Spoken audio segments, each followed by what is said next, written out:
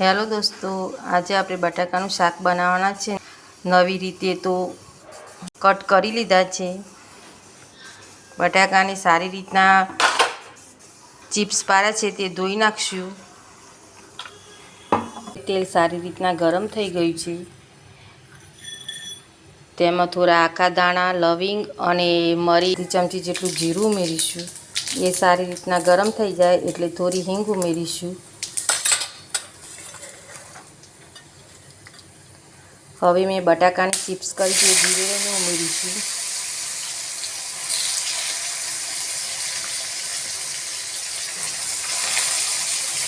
સારી રીતના મિક્સ કરી લઈશું।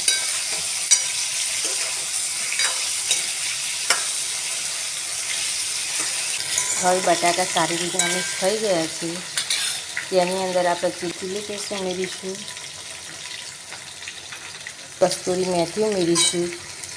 તેને પણ સારી રીતના મિક્સ કરી લઈશું। હવે ગેસને મીડિયમ કરી બટાકાને ચડવા દઈશું। બટર ઉમેરીશું। હવે બટાકામાં મસાલા કરીશું। તેના માટે 1 ચમચી ચોખાનો લોટ અને 1 ચમચી ચણાનો લોટ લઈ તેની અંદર મસાલા કરીશું। અડધી ચમચી કાશ્મીરી મરચું, થોડી હળદર, સ્વાદ અનુસાર મીઠું, ધાણા જીરું પાવડર। મસાલા સારી રીતના મિક્સ થઈ ગયા છે। હવે અહીં બટાકાની ચિપ્સ પણ સારી રીતના ચડી ગઈ છે। તેની અંદર મસાલા ઉમેરીશું અને તેની પણ સારી રીતના મિક્સ કરી લઈશું।